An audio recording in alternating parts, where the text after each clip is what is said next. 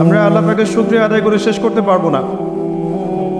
Wine তাউদ্দু নি'মাতাল্লাহ লা তুহসুহা, তোমরা যদি আল্লাহর নিয়ামত গণনা করতে থাকো কখনো গুণে শেষ করতে পারবে না। আল্লাহ পাক এ কারণেই বলেছেন লাইন শাকারতুম লাযিদান্নাকুম, তোমরা যদি আমার শুকরিয়া আদায় করো আমি তোমাদের প্রতি আমার নিয়ামতকে বাড়িয়ে দেব। ওয়ালাইন কাফারতুম ইন্না আযাবি লাশাদীদ, কিন্তু তোমরা যদি অকৃতজ্ঞ হও, কুফরি করো, আমার নিয়ামতকে অস্বীকার করে, তাহলে জেনে রেখো যে আমার আযাব বড়ই কঠিন। আল্লাহ পাক কে? মান রব্বুক, মান রব্বুকুম, কে আল্লাহ? এটা একটা প্রশ্ন, কারণ এখন এমন একটা সভ্যতার জন্ম হয়েছে যে সভ্যতা সারা বিশ্বকে শাসন করছে, যাদের বক্তব্য হচ্ছে আল্লাহ বলতে কেউ নাই। অথচ আমরা যদি সূরা হাদীদের দিকে তাকাই, সূরা হাদীদ 27 পারার দিকে আছে, সেখানে আল্লাহ পাক বলেছেন হুয়াল আউয়ালু ওয়াল আখিরু ওয়াল যাহিরু ওয়াল বাতিন, আল্লাহ পাকই হচ্ছে প্রথম, তিনি প্রথম, তিনি শেষ, তিনি প্রকাশ্য, তিনি গোপন। ওয়া হুয়া বিকুল্লি শাইইন আলিম, এবং তিনি প্রত্যেকটা বিষয় সম্পর্কে জ্ঞানী। তিনি প্রথম, তার মানে যখন মহাবিশ্বের কিছুই ছিল না, শুধুমাত্র আল্লাহ রাব্বুল আলামিন ছিলেন। আমরা কি বিশ্বাস করি এটা? যখন মহাবিশ্বের কিচ্ছু ছিল না, আল্লাহ পাক ছিলেন হুয়াল আউয়াল, তিনি প্রথম। ইতিহাস শুরু হয়েছে আল্লাহ থেকে, ইতিহাস শেষ হবে আল্লাহ গিয়ে। যখন কিচ্ছু ছিল না আল্লাহ পাক ছিলেন, যখন কিছুই থাকবে না আল্লাহ পাক থাকবেন। আল্লাহ রাব্বুল আলামিন প্রথমে সৃষ্টি করেছেন আরশ, ওয়া কানা আরশুহু আলাল মা, আর আল্লাহ পাকের আরশ ছিল পানির উপরে। কিসের উপরে? পানির উপরে। এরপর আল্লাহ রাব্বুল আলামিন সৃষ্টি করেছেন কলম। কি করেছেন? কলম। এবং কলমকে বলেছেন উকতুব, কলম তুমি লিখো। কলম বলেছেন মাযা আকতুব, আমি কি লিখব? আল্লাহ বলেছেন কিয়ামত পর্যন্ত যত কিছু হবে সমস্ত বিষয় লিখে ফেলো। কলম সমস্ত বিষয় লিখে ফেলেছে আল্লাহর জ্ঞান থেকে। ওয়া হুয়া বিকুল্লি শাইইন আলিম, আল্লাহ পাক অতীত, বর্তমান, ভবিষ্যৎ সমস্ত কিছুর ঊর্ধ্বে মহাজ্ঞানী। কেমন মহাজ্ঞানী আল্লাহ পাক? আমাদের এখানে আমরা যারা বসে আছি বা যাদের কাছে লেকচারগুলো পৌঁছে যাবে অনলাইনের মাধ্যমে, অফলাইনের মাধ্যমে, যারাই এই লেকচারগুলো শুনবে তারা জান্নাতে যাবে না জাহান্নামে যাবে? আর জান্নাতে গেলে জান্নাতে যাওয়ার 1000 বছর পর তারা কি করবে? আর জাহান্নামে গেলে জাহান্নামে যাওয়ার 1 কোটি বছর পর তারা কি আযাব ভোগ করবে, আল্লাহ পাক এই মুহূর্তে সেটা জানেন। আমি কি বুঝাতে পারছি আল্লাহ পাক কেমন জ্ঞানী? জ্ঞানের উৎস কি? জ্ঞানের উৎস কে? জ্ঞানের উৎসর দিকে আমি পড়ে আসছি।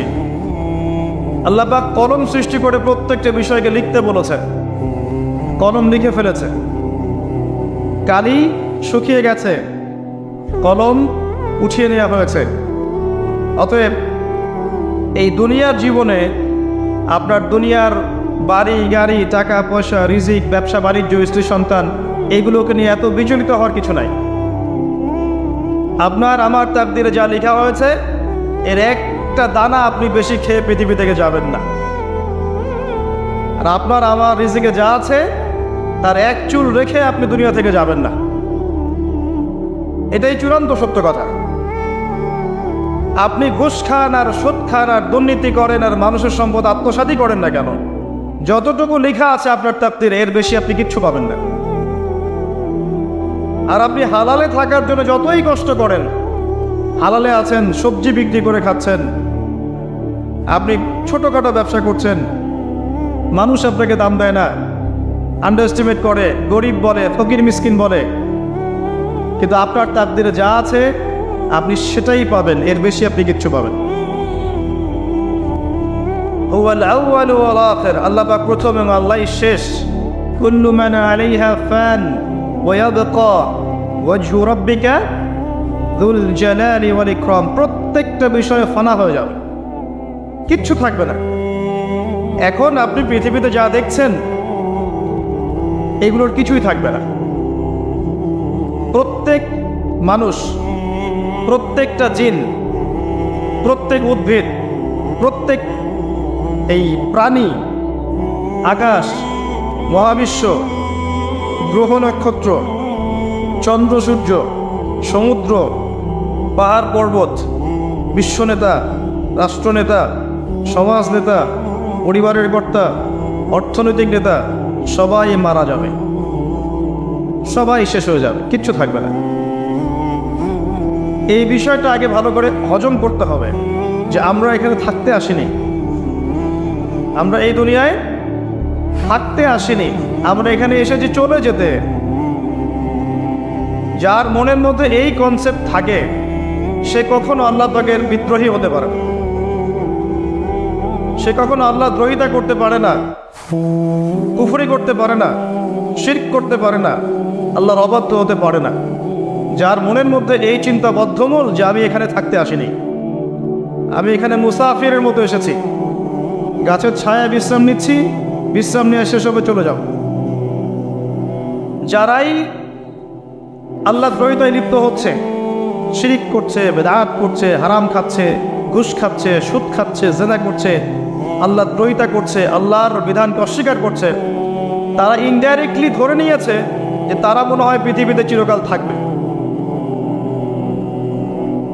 কারণ যদি কিয়ামতের মাঠের কথা তাদের স্মরণ থাকতো তারা কখনো এই কাজগুলো করতে পারতো না, পারতো? এবার আসেন, আল্লাহ পাক কলম সৃষ্টি করে তাকদীর লিখেছেন, অতএব তাকদীর নিয়ে প্রিয় ভাইয়েরা বিচলিত হবেন না। আপনার তাকদীরে যা আছে আপনি পাবেন, যা নাই কোশ্চেন কালেও পাবেন না, ফুল স্টপ। আপনার তাকদীরে যা আছে আপনি পাবেন, না পেয়ে আপনি দুনিয়া থেকে যাবেন না, ফুল স্টপ। আর আপনার তাকদীরে যা নাই সারা দুনিয়ার মানুষ মিলে আপনাকে দিতে পারবেন না, এই চিন্তাটা আগে মাথার মধ্যে সেট করেন। এই চিন্তা যার মধ্যে ইনস্টল করা আছে সে আত্মহত্যা করে না কখনো, সে হতাশ হয় না কখনো, সে ভয় পায় না, আল্লাহর পথে চলতে গিয়ে পিছু পা হয় না, সে জালেমের সামনে মাথা নত করে না।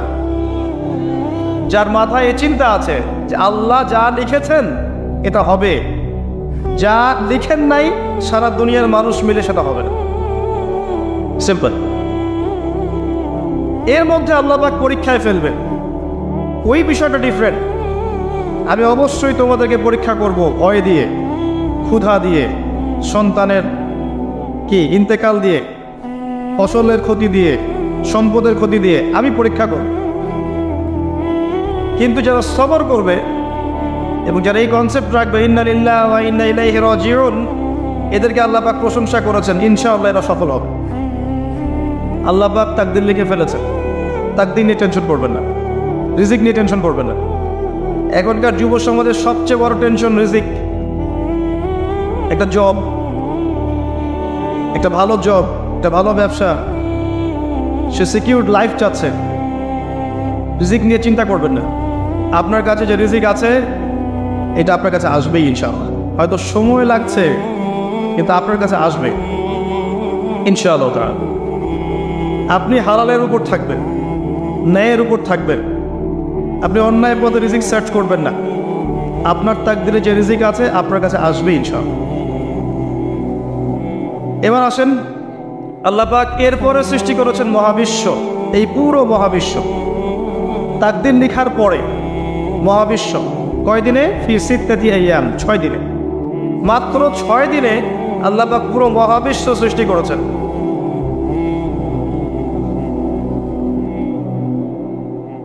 হুয়াল্লাযী খালাকাস সামাওয়াতি ওয়াল আরদা ফি সিত্তাতি আইয়াম সুম্মা ইস্তাওয়া আলাল আরশ। সূরা হাদীদের মধ্যে একটা আছে, তিনি সে আল্লাহ যিনি এই মহাবিশ্ব সৃষ্টি করেছেন 6 দিনে, এরপরে আরশের উপর সমাসীন হয়েছেন।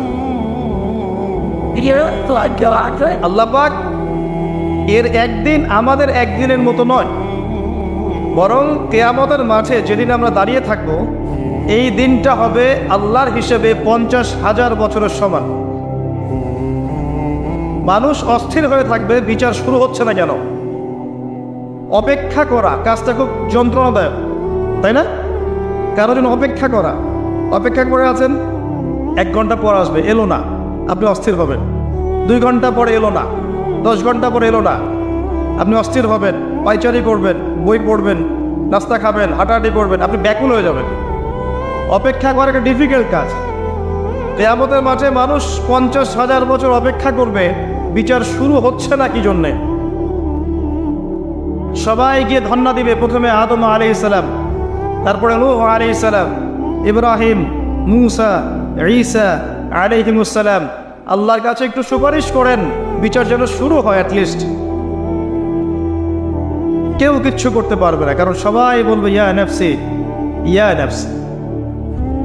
দূর থেকে একজনের আওয়াজ আসবে, যিনি ইয়া নাফসি বলছেন না, যিনি বলছেন ইয়া উম্মতি, ইয়া উম্মতি। সবাই তার কাছে যাবে এবং তিনি আমাদের নবী মুহাম্মদুর রাসূলুল্লাহ সাল্লাল্লাহু আলাইহি ওয়াসাল্লাম সিজদায় পড়ে যাবেন এবং তার উম্মার জন্য সুপারিশ করবেন। উম্মার কবিরা গুনাহগার ব্যক্তিদেরকে সুপারিশ করে তিনি জান্নাতে নিয়ে যাবেন ইনশাআল্লাহ। আল্লাহ তাকে ওয়াদা করেছেন, হে নবী, তোমার উম্মতের কোনো ব্যক্তি যদি শিরিক না করে আমার সামনে উপস্থিত হয়, আমি তাকে মাফ করে দেব ইনশাআল্লাহ। হাদিসে কুদসির মধ্যেও আছে যে, হে আদম সন্তান, তুমি যদি দুনিয়ার সমান পাপ নিয়ে, আসমান জমিন সমান পাপ নিয়ে আমার সামনে দাঁড়াও, কিন্তু আমার সাথে কাউকে শরিক করনি, তাহলে আমি আল্লাহ তোমার সামনে আসমান জমিন সমান ক্ষমা নিয়ে উপস্থিত হব ইনশাআল্লাহ। শোনেন, 1999 জন মানুষ জাহান্নামে যাবে, প্রতি 1999 জন মানুষ জাহান্নামে যাবে। সহিহ বুখারীর হাদিস 4 বার এসেছে। এখানে ইকুয়েশনটা এমন না যে ম্যাথামেটিক্যালি ক্যালকুলেট করতে হবে, এমন নয়। এটা দিয়ে আধিক্য বোঝানো হচ্ছে, বেশিরভাগই জাহান্নামে যাবে। এই কথা আল্লাহ পাক কিন্তু সূরা আরাফের মধ্যেও বলেছেন, 179 নম্বর আয়াত, ওয়ালাকাদ যারানা লিজাহান্নামা কাসীরাম মিনাল জিন্নি ওয়াল ইনস। একই বিষয়ে কোরআন হাদিস পরস্পর মিলে যায়। এখানে একটা বিষয় বুঝতে হবে, আল্লাহ পাক বলেছেন সূরা নিসার মধ্যে, ইন্নাল্লাহা লা ইয়াগফিরু আন ইউশরাকা বিহি ওয়া ইয়াগফিরু মা দুনা যালিকা লিমান ইয়াশা। আল্লাহ পাক তার সাথে শিরকের গুনাহ মাফ করবেন না, এছাড়া যে কোনো গুনাহ আল্লাহ পাক যাকে ইচ্ছা মাফ করতে পারেন। তার মানে যে বেশিরভাগ মানুষ জাহান্নামে যাচ্ছে, তাদের আমলনামায় কোন পাপ থাকতে পারে? কথা বোঝা যাচ্ছে কি? নিঃসন্দেহে তাদের আমলনামায় শিরকের পাপ থাকবে। এটা বুঝতে আপনাকে পিএইচডি করার দরকার নাই। আল্লাহ পাক শিরক ব্যতীত যে কোনো পাপ যাকে ইচ্ছা মাফ করতে পারে। তার মানে তারা জাহান্নামে যাচ্ছে বিকজ অফ শিরক। আমাদের মুসলিমরা এখন শিরক বোঝে না, অমুসলিমরা তো শিরক করেই। যেমন কেউ বলছে ওয়াকালাতিল ইয়াহুদু উযাইরুন ইবনুল্লাহ, ইহুদিরা বলছে উযাইর আল্লাহর সন্তান, নাউযুবিল্লাহ, শিরক। অথচ ওরাই এখন বিশ্বকে রুল করছে, তাই না? ওয়াকালাতিন নাসারা আল মাসীহ ইবনুল্লাহ, নাসারা বলছে যে ঈসা ইবনে মারইয়াম আল্লাহর সন্তান, তাই না? অথচ ওই সভ্যতাই এখন বিশ্বকে রুল করছে। যালিকা কাউলুহুম বিআফওয়াহিহিম, এটা ওদের মুখের কথা, এটা জাস্ট মুখের কথা। আবার অনেক সময় দেখা যায় যে আল্লাহকে বাদ দিয়ে আমরা মাধ্যম পূজাও করছি। অমুসলিমরা তো শিরক করছেই, যারা মুসলিম তারা দেখবেন আল্লাহকে বাদ দিয়ে মাধ্যম পূজা শুরু করেছে। মাজারের পূজা করছে, কবরের পূজা করছে, মৃত ব্যক্তির ওসিলায় পার পাওয়ার চেষ্টা করছে। মুসলিম থেকে দেখবেন তাকদীরকে অস্বীকার করছে, আল্লাহর হালালকে হারাম করছে, আল্লাহর হারামকে হালাল করছে। মুসলিম থেকে দেখবেন যে হাতে একটা আংটি পড়েছে, ভাই কি জন্য পড়েছেন? এই রোগ ভালো হবে আমার। গলায় একটা বালা ঝুলিয়েছে, কোমরে একটা মাদুনি, ভাই এগুলো কেন? এগুলোতে রোগ ভালো হবে। মুসলিমদের কথা বলছি, অমুসলিমদের কথা বাদ দেন। যারা বলছে আল্লাহর সন্তান আছে, ওদের কথা তো বলার দরকার নেই আমাদের, কারণ এগুলো স্পষ্ট শিরক। তবে এতটুকু বলি যে 25শে ডিসেম্বরে যারা বলেছে মেরি ক্রিসমাস, বলেছে না? 25শে ডিসেম্বর যারা বলেছে মেরি ক্রিসমাস মুসলিমদের মধ্যে, এরা স্বীকার করে নিয়েছে যে ওই দিন আল্লাহ রাব্বুল আলামিন ঈসা আলাইহিস সালামকে জন্ম দিয়েছেন। নাউযুবিল্লাহি মিন যালিক। আর এটা এত বড় একটা কথা, এই কথা যদি আসমান জমিন আর পাহাড় শুনে রিয়্যাক্ট করতে পারতো, থরথর করে কেঁপে ভেঙে যেত এরা। সূরা মারিয়ামের শেষের দিকে পড়ে দেখেন, وقالوا اتخذ الرحمن ولدا لقد جئتم شيئا إدا تكاد السماوات والأرض يتفطرن منه وتنشق الأرض وتخر الجبال هدا। পরেন অর্থটা, আসমান জমিন পাহাড় যদি এই কথা শুনে রিয়্যাক্ট করতে পারতো, এরা চৌচির হয়ে যেত। এত বড় একটা কথা বলেছো তোমরা, ঈসা আলাইহিস সালামকে আল্লাহ পাক জন্ম দিয়েছেন, আউযুবিল্লাহ। তো এরা তো শিরক করছেই। মুসলিমরাও দেখবেন এই যেগুলো বললাম, আল্লাহকে বাদ দিয়ে অন্যের কাছে দোয়া করছে, আল্লাহকে বাদ দিয়ে অন্যকে সেজদা করছে, আল্লাহকে বাদ দিয়ে অন্যের কাছে নজর মানত করছে, আল্লাহকে বাদ দিয়ে অন্যের জন্য জবাই করছে, আল্লাহর তাকদীরকে অস্বীকার করছে, আল্লাহর হালালকে হারাম করে নিচ্ছে, আল্লাহর হারামকে হালাল করে নিচ্ছে। দেখবেন মুসলিমরা করছে। এবার মুসলিম জেনারেশন, এমন একটা প্রজন্ম বের হচ্ছে এখন, ইয়াং জেনারেশনের, তারা বলছে যে এই মহাবিশ্ব বিগ ব্যাং থেকে সৃষ্টি হয়েছে, আল্লাহ বলতে কিছু নাই। আপনি বোঝেন কি কারণে প্রতি হাজারে 999 পিপল জাহান্নামে কেন যাবে? কারণটা কি? শিরক। আর এই শিরকটা হচ্ছে আপনার চিন্তায়, আপনার কথায় এবং আপনার কাজে। চিন্তার মধ্যে শিরক। যেমন একজন ব্যক্তি চিন্তা করে আকীদা যে আল্লাহ ছাড়া অমুকও সন্তান দিতে পারে, এরকম আকীদা নাই মুসলিমদের? আছে। একজন বলছে আল্লাহ কল্যাণের মালিক আর শয়তান হচ্ছে অকল্যাণের মালিক। কথাটা শুনতে খুব ভালো লাগে না? অকল্যাণ হয়তো আল্লাহর পক্ষ থেকে আসে না, আল্লাহ পবিত্র, অকল্যাণ শয়তানের পক্ষ থেকে আসবে। ব্যাপারটা কি এমন? ভালো মন্দ, কল্যাণ অকল্যাণ, দুঃখ কষ্ট সুখ সবকিছু কার পক্ষ থেকে আসে? এমন নয় যে ভালোগুলো আল্লাহ দেন, অকল্যাণগুলো শয়তান দেয়। নাউযুবিল্লাহ। এরকম আকীদা আছে মানুষ।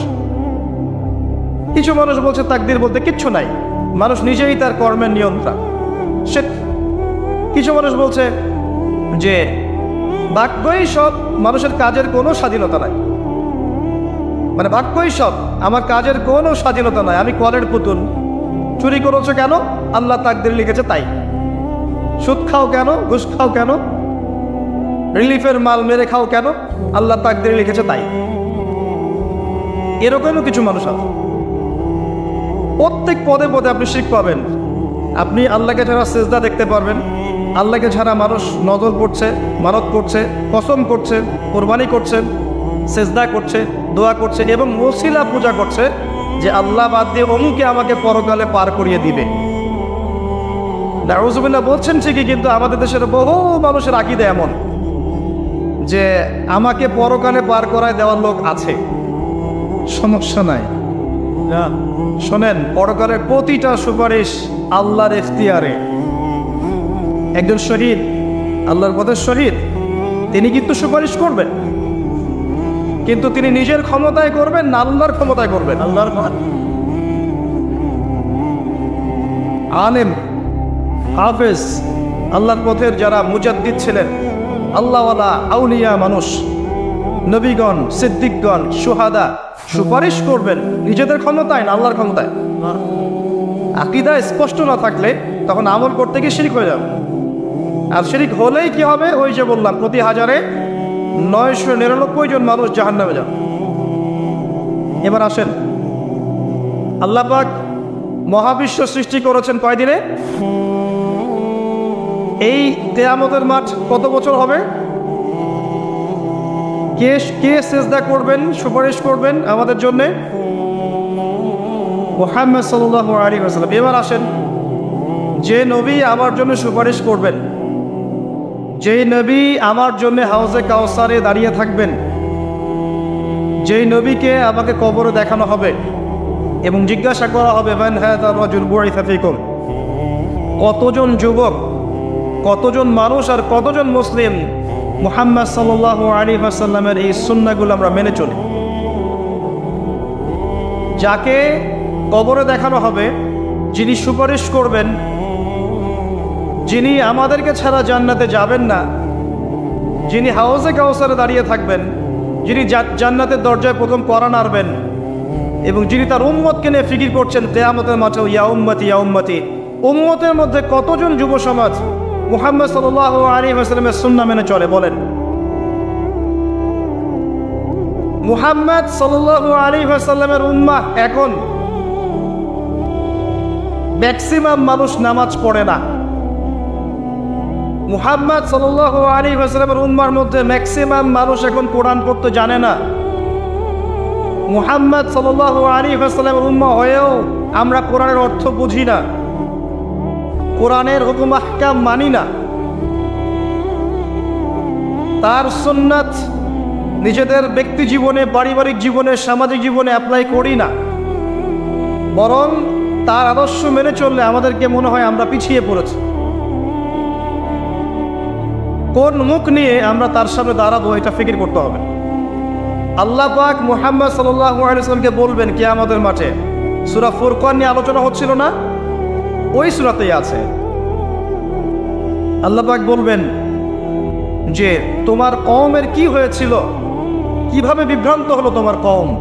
নবী সাল্লাল্লাহু আলাইহি ওয়াসাল্লাম শিকায়াত করবেন, ইন্না কওমি ইত্তাখাযু হাযাল কুরআনা মাহজুরা। শিকায়াতটা শোনেন, শিকায়াতটা শোনেন। নবী সাল্লাল্লাহু আলাইহি ওয়াসাল্লাম বলবেন, আমার কওম হে আল্লাহ কোরআনকে পরিত্যাগ করেছিল, আমার কওম হে আল্লাহ কোরআনকে পরিত্যাগ করেছিল। কি করছি কোরআন কেন্দ্রিক আমরা? কতজন কোরআন পড়তে জানি? হাত উঁচু করেন দেখি। মাশাআল্লাহ, না না, সংখ্যা অনেক, আলহামদুলিল্লাহ। এবার বলেন কতজন কোরআনের ভাষাটা বুঝি? হাত উঁচু করেন দেখি। কোরআন পড়েন মাশাআল্লাহ। আয়াতুল কুরসি মুখস্থ আছে কয়জনের? হাত তোলেন। সবার মুখস্থ আছে। এবার বলেন কতজন অর্থ জানেন আয়াতুল কুরসির অর্থ? এটা পরিচিত আয়াত বললাম, একদম পরিচিত। 4-5 জন দেখেন, ইন্না কওমি ইত্তাখাযু হাযাল কুরআনা মাহজুরা। যে কিতাবের ভিতরে ঢুকতে পারিনি আমরা, তার হুকুম আহকাম বিধিবিধান কেমন করে বাস্তবায়ন হওয়া সম্ভব বলেন? আল কোরআনের আলো যে ঘরে ঘরে জ্বালাতে চাই আমরা, প্রত্যেক ঘরের মানুষ যদি কোরআন না পড়ে, না বোঝে, কিভাবে জ্বলবে আমাকে বলেন? শুধু স্লোগান দিয়ে জ্বলবে? শুধু শোডাউন করে জ্বলবে? আইওয়াশ করে জ্বলবে? আর এই জ্বলানোর দায়িত্ব কি সবার আগে রাষ্ট্রের না ব্যক্তির? ব্যক্তি ঠিক হচ্ছে না, রাষ্ট্রের দিকে আঙ্গুল তোলার কি দরকার? তো নিজেই ঠিক হচ্ছে না। নামাজ পড়তে রাষ্ট্র বাধা দিয়েছে নাকি? কোরআন তেলাওয়াত শিখতে রাষ্ট্র বাধা দিয়েছে? আরবি ভাষা শিখবেন, আপনি ব্যাকরণ শিখবেন, মাদ্রাসায় পড়বেন, কোরআন হাদিস গবেষণা করবেন, রাষ্ট্র বাধা দিয়েছে? নিজেই ঠিক হচ্ছে না, মানুষের দিকে আঙ্গুল তোলার সময়। মাশাআল্লাহ, আপনি তো এমন একটা যুগে আছেন, এখন এমন একটা সমাজে আমরা এখন বসবাস করছি, যেই সমাজে এবং যেই বিশ্বে বৈশ্বিক কন্ট্রোলটা মুসলিমদের হাতেই নাই। পুরো বিশ্বের কন্ট্রোলটা মুসলিমদের হাতে নেই এখন। বিগত 100 বছর ধরে আমরা যে আপোষে ইখতিলাফে লিপ্ত ছিলাম, এই সময়গুলোর মধ্যে পৃথিবীর একটা সভ্যতা এত রাইজ করে গেছে যে তারা এখন আমাদেরকে উঠতে বললে উঠে, বসতে বললে বসে। হ্যাঁ, বাস্তবতা এমন। অনেকে মনে হতে পারে না কথা ঠিক নয়, কথা ভুল। বাস্তবতা এমনই। পৃথিবীর বড় বড় সেকশন, পলিটিক্স, ইকোনমিক্স, আপনার জিওপলিটিক্স, মিডিয়া, সামরিক বিষয়, প্রযুক্তি, শিক্ষা এবং দর্শন, এই সমস্ত বিষয়গুলো এখন পশ্চিমা সভ্যতা নিয়ন্ত্রণ করে। জানেন, আপনি মনে হতে পারে না কথা সম্পূর্ণ ঠিক নয়, কিন্তু বাস্তবতা এমন, বাস্তবতাটা এমন। অথচ সংখ্যায়, ভৌগোলিক দিক থেকে, আয়তনে, জনবলে, প্রাকৃতিক সম্পদে মুসলিম দেশের সেরা কেউ নাই পৃথিবীতে। তারপরেও আমাদের এই অবস্থার কারণ কি জানেন? ওই যে ইন্না কওমি ইত্তাখাযু হাযাল কুরআনা মাহজুরা। আমার কওম আল্লাহ কোরআন থেকে দূরে ছিল, কোরআনকে পরিত্যাগ করেছে। কারণগুলো বলছি শোনেন। কারণ হচ্ছে কোরআন থেকে দূরে থাকা, কারণ হচ্ছে নবী সাল্লাল্লাহু আলাইহি ওয়াসাল্লামের সুন্নাহ থেকে দূরে থাকা, কারণ হচ্ছে আপোষে ইখতিলাফ, বিভেদ, অনৈক্য, কারণ হচ্ছে আপোষে গীবত, তহমত, কাদা ছড়াছড়ি, সমালোচনার সংস্কৃতি,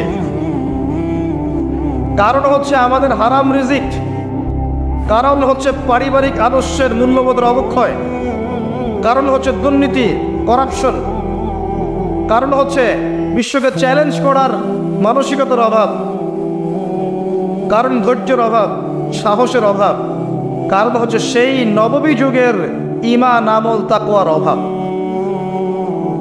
উমর রাদিয়াল্লাহু আনহুর যুগে আমরা এমন ছিলাম? উসমান রাদিয়াল্লাহু আনহুর সময় এমন ছিলাম? আলী ইবনে আবি তালেবের সময় এমন ছিলাম? আবু বকর সিদ্দিকের সময় এমন ছিলাম? উমর রাদিয়াল্লাহু আনহুর যুগে ওই খেজুর পাতার মসজিদে বসে একটা হুঙ্কার ছাড়লে রোমান সম্রাট হিরাক্লিয়াসের এই যে তখ্ত থরথর করে কেঁপে যায়। খেজুর পাতার মসজিদ, বসে আছেন, শুয়ে আছেন খলিফা মাটির মধ্যে, এই যে খেজুরের চাটাইয়ের উপরে। এই খলিফা যদি দাঁড়িয়ে একটা হুঙ্কার দেন, তাহলে রোমক সাম্রাজ্যের এই যে সিংহাসনের নিচের মাটি সরে যাইত। ওদের কথা বাদ দেন, সাহাবায়ে রাদিয়াল্লাহু আনহুম আজমাইন, তারা তো মাশাআল্লাহ জান্নাতের সার্টিফিকেট প্রাপ্ত। তার পরের জেনারেশনে আসেন উমাইয়া খেলাফত, তখন কি আমরা এমন ছিলাম? দীর্ঘদিন প্রায় 132 বছরের মতো তারা শাসন করেছে, তখন কি মুসলিমদের অবস্থা এমন ছিল? আব্বাসীয় খেলাফত অনেক দিন, 500 মতো বছর তারা শাসন করেছে, তখন কি আমাদের অবস্থা এমন ছিল? হ্যাঁ, একবার এমন হয়েছিল। কখন জানেন? হালাকু খায়ের সময়। মঙ্গলদের নাম শুনেছেন? চেঙ্গিস খান নাম শুনেছেন? আচ্ছা, ওরা যখন বাগদাদকে আক্রমণ করেছিল, তখন মাত্র 40 দিনের ব্যবধানে বাগদাদকে তারা ধ্বংসস্তূপে পরিণত করেছে। কথিত আছে 10 লাখ, কেউ বলে 15 লাখ, কেউ বলে 20 লাখ মানুষকে 40 দিনের মধ্যে হত্যা করা হয়েছে। ম্যাসাকার। আপনাদেরকে একটা তথ্য দেই, যখন মঙ্গোলিয়ানরা বাগদাদকে আক্রমণ করছিল, তখনও কিছু মানুষ বসে বসে ইখতিলাফ করছিল যে কাকড়ার মাংস খাওয়া যায় কি যায় না। এমন কথা বুঝে আসে না? যখন মঙ্গোলিয়ানরা মুসলিমদেরকে আক্রমণ করছিল বাগদাদে এবং লাশের পর লাশ ফেলে দিচ্ছে, তখনও কিছু মানুষ বসে বসে তর্ক করছে, বাহাস করছে কাকড়া খাওয়া জায়েজ না না জায়েজ। ওই সময় নিশ্চয়ই এটা গুরুত্বপূর্ণ কাজ ছিল নাকি? ওই সময় গুরুত্বপূর্ণ কাজ কি ছিল বলেন? ওদেরকে প্রতিহত করা নয় কি? এখন যারা মুসলিমদের সাথে এমন আচরণ করছে, এখনো কি আমরা সেই কাজই করছি না? এই মানসিকতা থেকে বের না হতে পারলে কি আমাদের মুখে হবে ভাই? মৌলিক কাজে আসেন, প্রচুর পড়াশোনা করতে হবে। প্রথম কাজ, একটা দেশ, একটা সরকার থাকে, প্রশাসন থাকে, জনগণ থাকে, ওলামায়ে কেরাম থাকে, যুব সমাজ থাকে, থাকে না? এরা সবাই এক না আলাদা? এরা সবাই একটা নেশন না আলাদা? একে অপরের শত্রু না মিত্র? একে অপরের ভাই না শত্রু? এরা সবাই একটা নেশন না, একটা বডি না? একটা দেহের একটা অংশে আঘাত পেলে অন্য অংশ ব্যথা পায় না? ব্যথা পায়। যদি ব্যথা না পায় তাহলে ওই অংশটা প্যারালাইজ না? অবশ্য আমরা সবাই এক, এই কনসেপ্টটা ভুলে গেছি। আমরা সবাই মিলে যে একটা জাতি, কনসেপ্টটা ভুলে গেছি। আমরা আপোষে নিজেদের সাথে লড়ছি, ধর্মনেতা আর এক ধর্মনেতার সাথে, এক আলেম আর এক আলেমের সাথে, এক বক্তা আর এক বক্তার সাথে, এক পলিটিক্যাল দল আর এক পলিটিক্যাল দলের সাথে, একটা ধর্মীয় দল একটা ধর্মীয় দলের সাথে। দেখবেন আমরা আপোষে লড়ছি, অথচ আমরা সবাই কিন্তু এক। প্রথমত আমরা আল্লাহর বান্দা, এরপর আমরা মুসলিম, আমরা একই জাতীয়তায় বিশ্বাস। এখন একটা বিভক্ত জাতিকে দমন করা কি কঠিন না সহজ? কথা বলে, সহজ না কঠিন? যখন আমরা বিভক্ত, তখন আপনাকে আমাকে সহজেই তারা দমন করতে পারবে, কোনো সমস্যা নেই। যদি আমরা ঐক্যবদ্ধ থাকতে পারতাম, তাহলে আজকে আমাদের অবস্থাটা হতো না। এই যে সারা বিশ্বে আমাদের যে অবস্থা, আপনি তাকান, Afghan, Syria, Iraq, Iran, Lebanon, Jordan, Palestine, যে কোনো দিকে তাকান, একটাই চিত্র দেখবেন, একটা চিত্রই দেখবেন যে রক্ত ঝরছে মুসলিমদের। কাদের? ছোট্ট ছোট বাচ্চা, দুধের বাচ্চা, বোঝে না যে ভালো কি আর মন্দ কি, ন্যায় কি অন্যায় কি, এটাও বোঝে না। এদেরকে বোম মেরে হত্যা করে দেওয়া হচ্ছে। আর আমরা কি করছি ভাই? ওই যে, হ্যাঁ ঠিক বলেছেন, ওই মাসআলা আমাকে বলতে বলেন না, ওইটা নিয়ে আবার বিতর্ক শুরু হয়ে যাবে। ধরতে পারছেন আপনি ঠিকই, ইখতিলাফি যে বিষয়গুলো আছে এগুলো নিয়ে আমরা আপোষে মত পার্থক্যে লিপ্ত আছে। মূল বিষয়ে কাজ করা উচিত নয় কি? মূল বিষয়গুলোকে কি? 1 নম্বর আকীদা। 1 নম্বর কি? আকীদা। সবার আকীদাগুলোকে পরিষ্কার করতে হবে। আকীদার মধ্যে কোনো শিরক থাকা যাবে না। কি থাকা যাবে না? শিরকি আকীদা নিয়ে আপনি আল্লাহর পথে কাজ করতে পারবেন না, সফল হবেন না। যাদের আকীদার মধ্যে শিরক আছে, শিরকি আকীদা নিয়ে আপনি সফল হতে পারবেন না, এটা সম্ভব না। 2 নম্বর, আমল ঠিক করতে হবে। আমলের মধ্যে বেদাত রাখা যাবে না। কি রাখা যাবে না? বেদাত রাখা যাবে না, সুন্নত থাকতে হবে। 3 নম্বর, রিজিক খাবো, হারাম থাকা যাবে না, হালাল থাকতে হবে। না খেয়ে মারা যাবো তাও যাবো, হারাম খাবো না। কথা বোঝা যায় কি? খাবো না, বা 3 বেলার জায়গায় 1 বেলা খাবো, হারাম খাবো না। পারা যাবে ইনশাআল্লাহ। আমি জানি আর কেউ পারুক না পারুক, ইয়াং জেনারেশন পারবে ইনশাআল্লাহ। আর কেউ পারুক না পারুক, আমাদের তরুণ প্রজন্ম পারবে ইনশাআল্লাহ। 4 নম্বর, পরিবার গড়ব নববী আদর্শে। হ্যাঁ, পরিবার গড়তে গেলে অনেক ঝামেলা। দেখবেন মা কথা শোনে না, বাবা কথা শোনে না, বা স্ত্রী কথা শোনে না, আপনার ভাই কথা শোনে না। পরিবার সবাই যে আপনার মতাদর্শের হবে এমনটা যথেষ্ট নয়, মানে এমনটা জরুরি নয়। পরিবারের সবাই যে আপনার মতাদর্শের হবে এমনটা জরুরি নয়। নূহ আলাইহিস সালামের স্ত্রী কি মুমিন ছিল না কাফের? লূত আলাইহিস সালামের বউ স্ত্রী, তিনি কি মুমিন ছিলেন না কাফের ছিলেন? নূহ আলাইহিস সালামের ছেলে কি ছিল? নৌকায় উঠেছে, বলেছে আমি পাহাড়ে উঠে যাব, ওখানে আমি সেফ। মুহাম্মদ সাল্লাল্লাহু আলাইহি ওয়াসাল্লামের চাচারা ঈমান এনেছিল, তাকে বের করে দিয়েছে দেশ থেকে। আপনার অনেক ক্ষেত্রে এমনও হয়েছে, সলফে সালেহিনদের ছেলেরাও অনেক সময় অন্যায় করে ফেলেছেন, তারা নিজের হাতে বেত্রাঘাত করে শাস্তি দিয়েছেন, দেন নাই? পরিবারের সবাই, ইব্রাহিম তার পিতা কি কথা শুনেছে? পরিবারের সবাই যে এক আদর্শের হবে এমনটা জরুরি নয়। এটা আপনাকে আপনার আন্ডারে, আপনার স্ত্রী, আপনার সন্তান, এদেরকে নিয়ে আদর্শ ইসলামিক পরিবার করতে হবে। আর বাকিদেরকে আপনি দাওয়াত দিবেন, কবুল করলে আলহামদুলিল্লাহ, না করলে আপনার দায়িত্ব শেষ। মূল কাজের কথা বলছিলাম, আকীদা ঠিক করা, শিরক থাকবে না। আমল ঠিক করা, বেদাত চলবে না। রিজিকে হালাল থাকবে, হারাম চলবে না। 4 নম্বর, পরিবারের আদর্শ হবে নববী আদর্শে, এখানে কোনো অপসংস্কৃতি চলবে না। 5 নম্বর, নিজের যেটুকু প্রতিভা আল্লাহ পাক দিয়েছেন, এই প্রতিভাকে দিয়ে দিনের বিজয়ের চেষ্টা করতে হবে।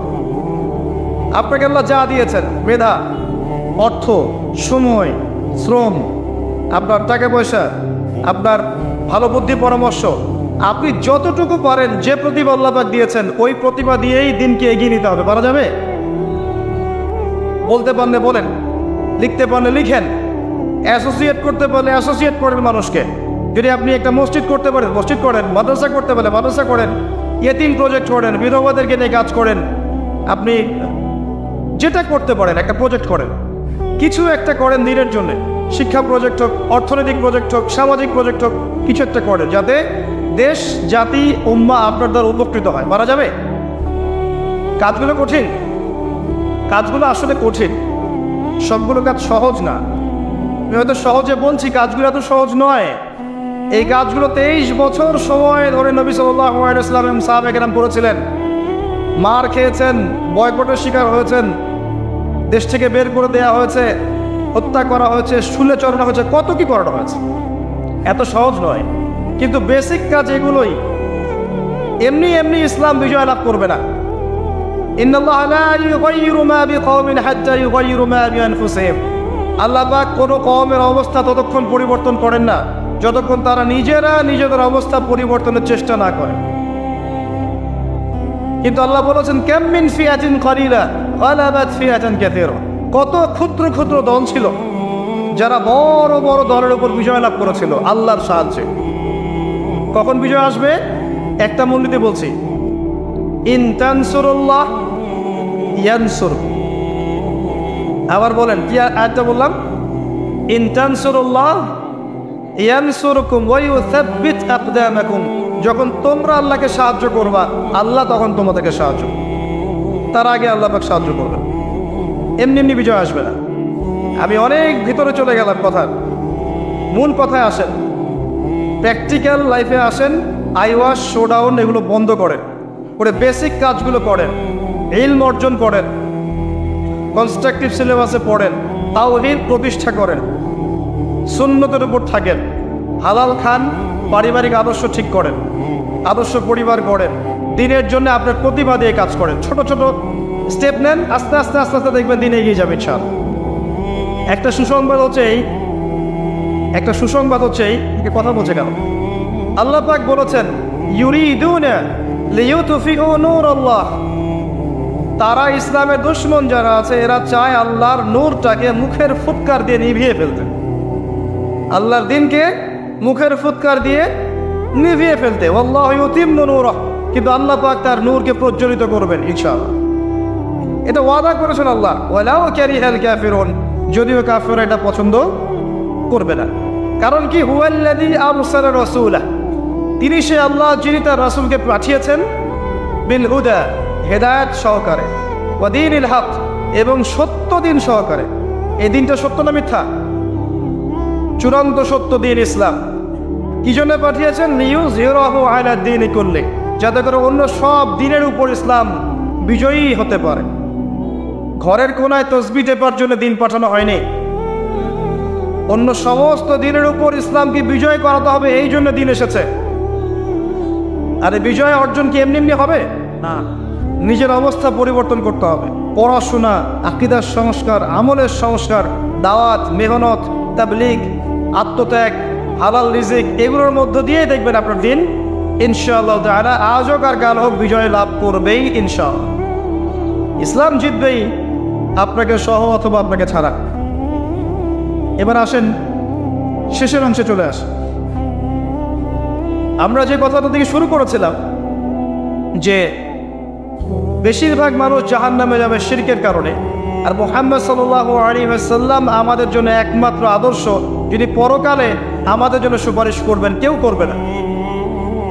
আমরা যদি, যুবক ভাইরা শোনেন, আমরা যদি আমাদের আদর্শ চিনতে ব্যর্থ হই, আমাদের আদর্শ ফিক্স করে নেই পশ্চিমার কোনো নায়ককে বা কোনো নায়িকাকে বা কোনো খেলোয়াড়কে বা কোনো সঙ্গীত মিউজিশিয়ানকে, কোনো জাদুকরকে, কোনো অ্যাক্ট্রেসকে, ঠিক আছে, কোনো নেতাকে, কাউকে যদি আমরা আমাদের আদর্শ ফিক্স করে নেই, আমরা মুহাম্মদ সাল্লাল্লাহু আলাইহি ওয়াসাল্লামের শাফায়াত পাবো না। অন্য কেউ পারুক না পারুক আপনারা পারবেন ইনশাআল্লাহ। সেটা হলো আপনাদের জীবনের লাইফ ফ্রেমটাকে নবী সাল্লাল্লাহু আলাইহি ওয়াসাল্লামের সুন্নাহ দিয়ে সাজান। এছাড়া সবচেয়ে বড় কোনো কাজ নাই আমাদের এখন। আপনার পুরো জীবন, আপনার দেহ, আপনার চেহারা, আপনার পোশাক আশাক, আপনার কথাবার্তা, আপনার আকীদা, আপনার আমল, আপনার চলাফেরা, প্রতিটা বিষয় হবে মুহাম্মদ সাল্লাল্লাহু আলাইহি ওয়াসাল্লামের অনুকরণে। পারা যাবে? আজকের ওয়াজ শোনার পরে দাড়ি ছেড়ে দেবেন, হাত তোলেন কে কে? দাড়ি ছাড়তে বলেছি, কাটতে বলি নাই। দাড়ি ছেড়ে দিবেন আজকের লেকচার শুনে কে কে? হাত উঁচু করেন। বোঝেন নাই? ও দাড়ি রাখা, ছেড়ে দেওয়া মানে রাখা। দাড়ি রাখবেন কে কে? হাত তোলেন। আগামী রমজান আসার আগেই গাল ভর্তি দাড়ি দেখতে চাই। হাত নামান। এটা একটা সুন্নত, শোনেন, এটা এমন একটা সুন্নত যেটা আপনার সাথে কবরে যাবে। শোনেন, আর কথাটা বোঝেন। আপনি অনেক সুন্নার উপর আমল করেন, কিন্তু সব সুন্নত দেখা যাবে না মারা যাওয়ার পরে। মরার পরে সব সুন্নত দেখা যাবে না, কিন্তু আপনার লাশের সাথে দেখা যাবে আপনার দাড়ি ছিল কিন্তু। এটা সবচেয়ে স্পষ্ট সুন্নত যা আপনার সাথে কবরে যাবে। দেখা যাবে দাড়ি ইনশাল্লাহ। নাকি গার্লফ্রেন্ড নিষেধ করছে? বউ নিষেধ করে? গার্লফ্রেন্ড একটা আযাব। সময় যাবে, মেধা যাবে, হায়াত যাবে, টাকাও যাবে। আর জীবনও চলে যেতে পারে। আর দাড়ি রাখেন, ইনশাল্লাহ পারিবারিক জীবনে ভালো হবে। দাড়ি দেখেন, একটা কথা বলে শোনেন, যারা জিনা করে তাদের এক্সাম্পলটা, আর যারা হালালভাবে বিয়ে করে তাদের এক্সাম্পলটা অনেকটা এমন। যারা হালালভাবে বিয়ে করে ওরা সিংহের মতো, দিবালোকের মধ্যে তারা স্ত্রীদেরকে নিয়ে ঘুরছে, তাই না? বুক ফুলিয়ে সাহসের সাথে, সে আমার স্ত্রী, মনে কোনো ভয় আছে, সংশয় আছে? তার চলাটা আলোর নিচে, সানশাইন, ডে লাইটের নিচে, সে বুক ফুলিয়ে সিংহের মতো ওয়াইফকে নিয়ে হাঁটছে বা করছে। আর যারা জিনা করবে দেখবে তাদের চরিত্র হচ্ছে ইঁদুরের মতো। হ্যাঁ, ইঁদুর দিনের বেলা, রাতের এই দিনের আলোর মধ্যে কিন্তু সে কাজ করতে পারে না, সে রাতের অন্ধকারে কাজ করে। কথা বুঝতে পারছেন? যখন আপনি এই যে অবৈধ সম্পর্কে থাকবেন, এটা ইঁদুরের স্বভাব। সিংহের স্বভাব নিয়ে নেন, হালালভাবে বিয়ে করে দিবালোকে স্পষ্টভাবে স্ত্রীকে নিয়ে ঘোরেন, এটা করেন। সিংহের কেশর থাকে না, থাকে না? আল্লাহ পাক একটা খাসলত দিয়েছেন, আমাদের একটা বৈশিষ্ট্য দিয়েছেন, পুরুষদের দাড়ি থাকবে মাশাআল্লাহ, স্ত্রীদের দাড়ি থাকবে না, মেয়েদের দাড়ি থাকবে না। আর ওই যে হাদিসটা বারবার আমার মাথায় নক করে, দুটা হাদিস বারবার নক করে। একটা হচ্ছে যে কিয়ামতের আগে আগে এক শ্রেণীর মেয়ে আসবে যারা কাপড় পরেও নগ্ন থাকবে, এই হাদিস আছে না? আরেকটা হাদিস হচ্ছে মেয়েদের সংখ্যা কমবে, ছেলেদের সংখ্যা মেয়েদের সংখ্যা বাড়বে, ছেলেদের সংখ্যা কমবে, এবং মেয়েরা ছেলেদের পোশাক পরবে। এই দুইটা হাদিস আপনি যদি একটু শহরগুলোতে যান, দুইটার জাজল্যমান দৃষ্টান্ত দেখতে পারবেন। আমি বলি আপনাদেরকে, কিয়ামতের কোন সাইনের জন্য অপেক্ষা করে বসে আছেন এখন? আর কিসের জন্য অপেক্ষা করে বসে আছেন? আর কি প্রয়োজন আপনার? আর কোন নিদর্শন প্রয়োজন? আজকে থেকে 100 বছর আগে এইসব মেয়েদের অস্তিত্ব ছিল, যারা এই রোড প্লেসে মেয়েদের ছেলেদের পোশাক পরে ঘুরে বেড়াতো, এবং এমন মেয়েরা যারা কাপড় পরে নগ্ন থাকতো আজকে থেকে 100-200 বছর আগে। এই দুইটা হাদিস আপনি যখন দেখছেন, আপনি শেভ করছেন ক্লিন, তখন আমার ওই হাদিসটা মনে পড়ে যায় যে ছেলেরা মেয়েদের পোশাক পরবে, মেয়েরা ছেলেদের পোশাক পরবে। এটা আপনি মেয়ের পোশাক পরে নিলেন, কথা বুঝতে পারছেন? যখন আপনি ক্লিন শেভড, আপনি মেয়েদের পোশাক পরলেন। আর ছেলে আর মেয়েদেরকে দেখেন, স্যুট, ফর্মাল প্যান্ট, টাই আছে না, জিন্স, টি শার্ট। জিজ্ঞাসা করতে পারে যে আপনারাও কি এগুলো রাস্তাঘাটে দেখে বেড়ান না?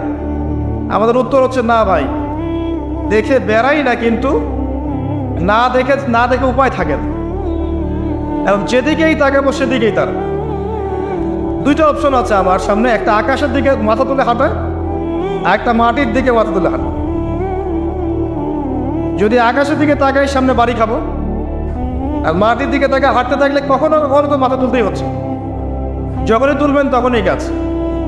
বিষয়টা হচ্ছে যে ফাংশনটা চেঞ্জ হয়ে গেছে, মেয়েরা ছেলেদের জায়গায় চলে আসে, আর ছেলেরা মেয়েদের জায়গায় চলে আসে। তরুণ প্রজন্মকে আমি নসিহত করব যে পুরুষত্ব বজায় রাখেন, পুরুষের গাম্ভীর্য, পুরুষের ব্যক্তিত্ব, ওর যে গায়রত, এটাকে বজায় রাখেন।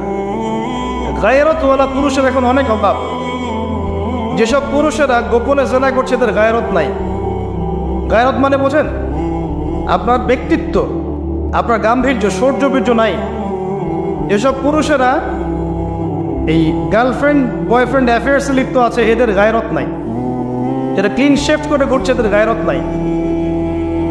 যারা বিয়ে করছে, যৌতুক নিচ্ছে, এদের কোনো গায়রত নাই। যারা টাকার জন্য পরিবারের স্ত্রীদের প্রতি অত্যাচার করছে, এদের কোনো গায়রত নাই। ব্যক্তিত্ব সম্পন্ন পুরুষ। এমনকি দেখা যাবে দিনের ক্ষেত্রে এসেও যদি আপনি দিনকে দুনিয়ার বিনিময়ে বিক্রি করে দেন, তাহলে আপনারও গায়রত নাই, আপনারও ব্যক্তিত্ব নাই, গাম্ভীর্য নাই, শৌর্যবীর্য বলে কিছু নাই। পুরুষরা হবে পুরুষের মতো। একটু সাহাবীদের জীবনীগুলো পড়বেন, একটু নবী সাল্লাল্লাহু আলাইহি ওয়াসাল্লামের জীবনীটা পড়বেন, স্পেশালি 4 খলিফার জীবনীগুলো পড়বেন, ইসলামের ইতিহাসগুলো পড়ে দেখবেন পুরুষদের ফাংশন কি ছিল সমাজের মধ্যে, তারা কিভাবে শৌর্য বীর্যের সাথে এই পুরো সমাজটাকে এগিয়ে নিয়ে গিয়েছিল। ব্যক্তিত্ব ছিল, গাম্ভীর্য ছিল, কথাবার্তায়, চলাফেরায়, আচরণে, চেহারায় একটা সিংহ সিংহ ভাব ছিল। করে দেখেন এই তরুণ প্রজন্মের দিকে দেখেন, অ্যাটিটিউডগুলো দেখেন, চেহারা, কথাবার্তা, behaviour, dress up, get up, চলাফেরা, ব্যক্তিত্ব, রুচি সব দেখবেন মেলি মেলি। ফাংশন চেঞ্জ হচ্ছে ভাই। আমি কিয়ামতের আলামত দেখছি, এগুলো আলামত সাত। মাইন্ডসেট চেঞ্জ হয়ে গেছে। দেখবেন ফেসবুকে বসে ঝগড়ার পর ঝগড়া করছে ঘন্টার পর ঘন্টা ধরে ছেলেরা, অথচ এটা পুরুষের স্বভাব নয়। কিন্তু পুরুষের স্বভাব কি জানেন? তর্কাতর্কি লাগছে, সরাসরি মারামারি হবে, ব্যাপারটা এমন না। এটা পুরুষের স্বভাব ছিল যে কোনো কারণে তর্কাতর্কি লেগেই গেছে, অস্ত্র নিয়ে মুখোমুখি। এটা পুরুষের স্বভাব ছিল ন্যাচারালি, আগে এটাই হয়ে আসছে আর কি। এখন দেখবেন এটা নাই। এই যে কিবোর্ডে ঝগড়া করছে, চুনছে না ঝগড়া, মানে ছোট ছোট বিষয়গুলোকে নিয়ে এমন ঝগড়া, বাপ মা বংশ নিয়ে গালি দিয়ে শেষ। একজন মেয়েলি স্বভাব। আর মেয়েদেরকে দেখেন, গলার ভয়েস দেখেন ছেলেদের মতো, অ্যাটিটিউড দেখেন ছেলেদের মতো, এবং ব্রেন ওয়াশ তারা এইভাবে যে এতে করে ওদের ডিগনিটি, সম্মান বেড়েছে। এটা আমি বলবো না তাদের উন্নতি, বরং আমি বলবো যে আমরা যারা আছি আমাদের অধঃপতন রয়েছে এখানে। আল্লাহ পাক বোঝার তৌফিক দান করে। আমি একটা কথা বলতে গিয়ে আবার এদিকে চলে আসলাম যে সুন্নাহ, নবী সাল্লাল্লাহু আলাইহি ওয়াসাল্লামের সুন্নাহ আপনার চেহারায়, আপনার শরীরে, আপনার পড়াশোনায়, আপনার আমলে, পরিবারে, সমাজে নিয়ে চলে আসা পারা যাবে না ইনশাল্লাহ। আল্লাহ পাক তৌফিক দান করুন আমাকে এবং আপনাদের সবাইকে। আমি সহজ করতে বলছি, দিন রাত 24 ঘন্টা ভাগ করেন, ভাগ করে প্রতিটা কাজকে আপনি সুন্নাহ দিয়ে সাজান। এই যে ঘুমাবেন, সুন্নত নাই? ঘুমানোর 2টা সুন্নত বলেন দেখি। ডান কাত হয়ে শোয়া, এটা তো সহজ। অজু করে শোয়া, ডান কাতে শোয়া, অজু করে শোয়া, আয়াতুল কুরসি পাঠ করা, সূরা ফালাক নাস ইখলাস পাঠ করা, দম করা, সারা মাসাহ করা, সূরা বাকারার শেষ 2 আয়াত বা 3 আয়াত পাঠ করা, পড়লে সূরা কাফিরুন পাঠ করা, আরও পড়লে সূরা মুলক পাঠ করা, 33 বার সুবহানাল্লাহ, 33 বার আলহামদুলিল্লাহ, 34 বার আল্লাহু আকবার, শুয়ে পড়েন আল্লাহুম্মা বিইসমিকা আমুতু ওয়া আহইয়া। এই ঘুমটা কি হবে? ইবাদত। পুরো ঘুমের সময়টা নেকি পাবেন ইনশাআল্লাহ। পুরো ঘুমিয়ে আছি আমি তো ক্লান্ত, ঘুমিয়ে আছি, রেস্ট নিচ্ছি, নেকি হবে ইনশাআল্লাহ। আল্লাহ পাক কত দয়ালু দেখেছেন। আল্লাহ পাকের কাছে 100 ভাগ দয়া ছিল, মানে আছে, ছিল না, আছে। এর 1 ভাগ আল্লাহ পাক দিয়েছেন পুরো সৃষ্টি জগৎকে, 99% দেখেছেন তার কাছে। এই দয়া দিয়ে আল্লাহ পাক কিয়ামতের মাঠে আমাদেরকে মাফ করবে ইনশাআল্লাহ। ঘুম থেকে উঠলেন, ওযু করলেন, সালাত আদায় করলেন, সুন্নাহ, ইবাদত হয়ে গেল। বাথরুমে যাচ্ছেন, ঢুকছেন বাম পা দিয়ে, বের হচ্ছেন ডান পা দিয়ে, দোয়া করছেন। বাথরুমে ঢোকার দোয়া কি? আল্লাহুম্মা ইন্নী আউযু বিকা মিনাল খুবসি ওয়াল খাবাইস। বের হওয়ার দোয়া কি? এটা যদি নাও পড়েন, গফরানাকা, এটা পারেন না? ছোট্ট দোয়া, এটা বললে হয়ে যায়, ব্যাস নেকি হয়ে গেল। আমি কষ্ট পাচ্ছি টয়লেটের কারণে, আমার কষ্ট তো আল্লাহ বের করে দিলেন, আর আমি দোয়া পরে ঢুকলাম, বের হলাম, নেকি। এটা নেকি, আপনি নেকি পেয়েছেন। স্ত্রী সহবাস করেছে একজন মানুষ, মনে করেন হালাল, স্ত্রী সহবাস করেছে, এই স্ত্রী সহবাস করার কাজটার জন্য তার আমল নামায় নেকি লেখা হয়েছে। আর কি চান আল্লাহ পাক, আর কি দিবেন? করেন খেতে বসেছি, খাওয়াটা আমার জন্য, আমার জন্য। কার স্বার্থ? আমার স্বার্থ। আমি খাচ্ছি বিসমিল্লাহ, খাওয়ার পর আলহামদুলিল্লাহ। আবার খেয়ে না, আবার নবীর সুন্নত অনুযায়ী খায় না, আমাদের মতো হুজুরদের সুন্নত অনুযায়ী খায় না। আমি নিজেকে তো এক্সাম্পল দিলাম। কিছু মানুষ আছি আমরা, খাওয়ার সুন্নতের বালাই নাই, সুন্নতের ওয়াজ করে যাচ্ছি, খাওয়ার সুন্নতের বালাই নাই। সুন্নতের ওয়াজ করে খাওয়ার টেবিলে বসেছে, মাশাআল্লাহ 10টা আইটেম, পেটে 10 ভাগ খাবার দিয়ে ভর্তি, আর বলছে এই বয়সে না খেলে কোন বয়সে খাবো? মাশাআল্লাহ, খাওয়ার 1 ভাগ, কয় ভাগ? 1 ভাগ ফাঁকা, এক ভাগ ফাঁকা রাখতেই হবে, নাহলে আপনি অসুস্থ হয়ে যাবেন। ইসলামের হিস্ট্রিতে ইসলামের যারা মুজাহিদ ছিল, মুজাহিদ, মুজাদ্দেদ, ইমাম, খতিব, মুহাদ্দিস, মুফাসসির, কারো ভুঁড়ি ছিল আমার জানা নাই, কারো ভুঁড়ি ছিল আমি কখনো পাইনি। একজনকে পেয়েছি, ওমর রাদিয়াল্লাহু আনহুর যুগে এক ব্যক্তি ভুঁড়ি নিয়ে হাঁটছেন, মাশাআল্লাহ। যাদের আছে মাইন্ড করবেন না, আমি ইনসাল্ট করতে চাচ্ছি না। সে ভুঁড়িটা নিয়ে হাঁটছিল, ওমর রাদিয়াল্লাহু আনহু হাতে লাঠি রাখতো, লাঠিতে গুতা দিয়েছেন পেটের মধ্যে, দিয়ে বলেছেন মা হাদা, মা হাদা বলেছেন, অথবা মা হাদিহি বলেছেন, আমি ভুলে গেছি শব্দটা, অনেকদিন আগে পড়েছিলাম। তো সে ব্যক্তি বলেছে হাদা, হাদা মিন বারাকাতিল্লাহ, এটা আল্লাহর বরকত। তখন ইবনুল খাত্তাব তিনি বলেছেন বাল আযাব মিন ইনদিল্লাহ, বরং এটা আল্লাহর আযাব, বোকা লোক কোথাকার।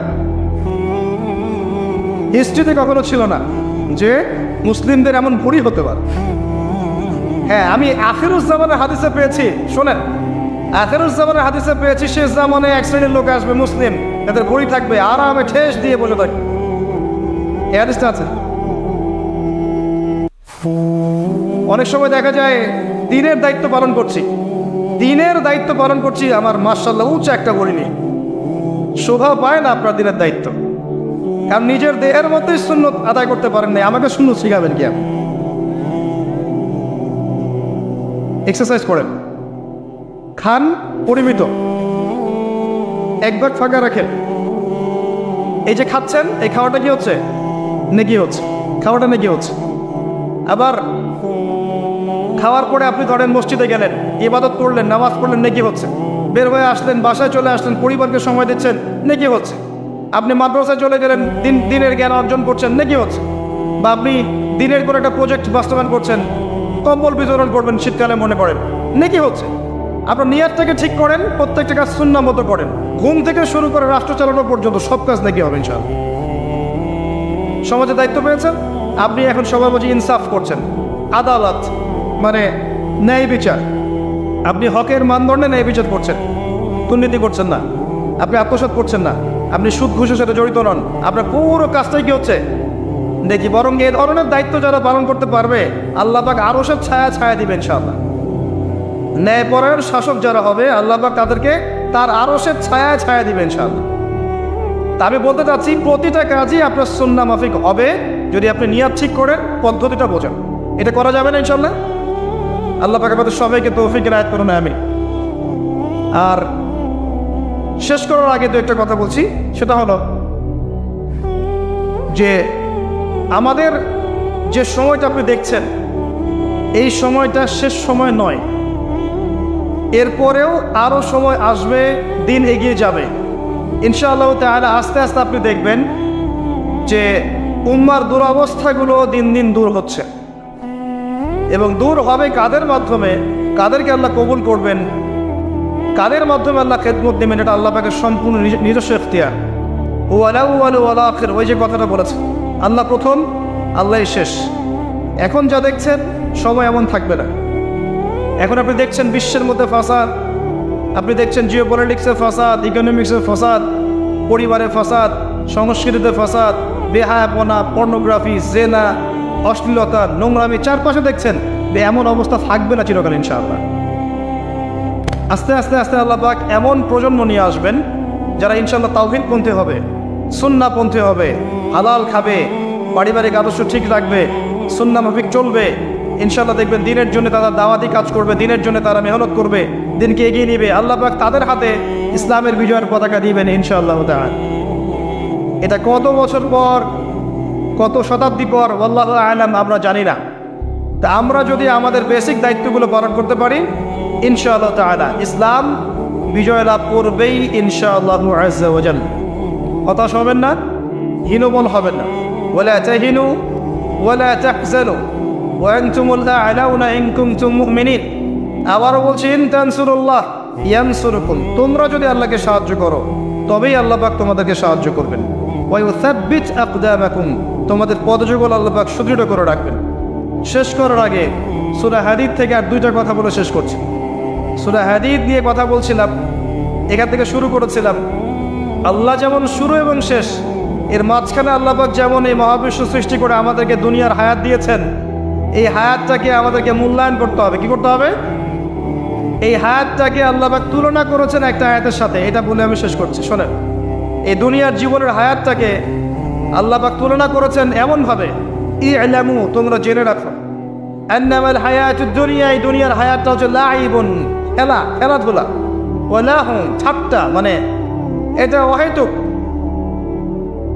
ওয়া যিনাতু ওয়া তাফাখুরুন বাইনাকুম ওয়া তাকাফুর, চাকচিক্য, একে অপরের প্রতিযোগিতা, প্রাচুর্যের মোহ ছাড়া কিছুই নয়। এটা আমাদের দুনিয়ার হায়াত। ওয়া মা হাদিহিল হায়াতুদ দুনিয়া ইল্লা মাতাউল গুরুর, এটা সম্পূর্ণ ধোঁকা, মরিচিকা ছাড়া কিছুই নয়। অতএব দুনিয়ার হায়াতটা যেহেতু মরিচিকা, আল্লাহ একটা কাজ দিয়ে দিয়েছেন, সাবিকু ইলা মাগফিরাতিম মির রাব্বিকুম ওয়া জান্নাহ, দুনিয়ার জীবনকে প্রাধান্য না দিয়ে তোমরা আল্লাহর ক্ষমা এবং জান্নাতের দিকে ছুটে চলো। উইদ্দাত লিল্লাযিনা আমানু বিল্লাহি ওয়া রাসূলিহি, এই জান্নাত তাদের জন্য প্রস্তুত করা আছে যারা আল্লাহ এবং তার রাসূলগণের প্রতি বিশ্বাস স্থাপন করেছে। এরাই সেই মানুষ যারা নূর পাবে। কি পাবে? নূর পাবে। ইয়াউমা তারাল মুমিনিনা ওয়াল মুমিনাত ইয়াসআ নূরুহুম বাইনা আইদিহিম ওয়া বিআইমানিহিম, এরাই সেই ব্যক্তি যারা নূর পাবে। আল্লাহ কিয়ামতের দিন ডানে এবং সামনে নূর ছুটতে থাকবে ইনশাআল্লাহু আযজা ওয়া জাল। মুনাফিকরা বলবে, নাক্তাবিস মিন নূরিকুম, কিছু নূর আমাদেরকে দাও, আমরা তোমাদের সাথেই ছিলাম। ওদেরকে বলা হবে, কিলারজিউ ওয়ারাকুম ফালতামিসু নূরা, পিছনে যাও, তোমাদের নূর খুঁজে বের করো, কারণ দুনিয়ার হায়াত তোমাদেরকে প্রতারিত করেছে। প্রিয় ভাইরা, দুনিয়ার জীবনটাকে চূড়ান্ত জীবন মনে করবেন না। আপনার ৬০-৭০ বছরের হায়াতটাকে কাজে লাগান, তাওহীদের উপর থাকেন, সুন্নাহর উপর থাকেন, দুনিয়ার জীবনকে প্রয়োজন মনে করেন, মানুষের সাথে কম মিশেন, কম কথা বলেন, বেশি বেশি পড়েন, আমল করেন, তাজকিয়া অর্জন করেন, হালাল খান। দিনের বিজয়ের জন্যে আপনার জান, মাল, সময়, শ্রম যা আল্লাহ আপনাকে দিয়েছেন, এটা দিয়ে মেহনত করেন। ইনশাআল্লাহ তাআলা এই তরুণ প্রজন্ম এবং আমাদের আগামী প্রজন্মের হাতেই আল্লাহ চান তো দিনের বিজয়ের পতাকা উঠবেই ইনশাআল্লাহ আযজা ওয়া জাল।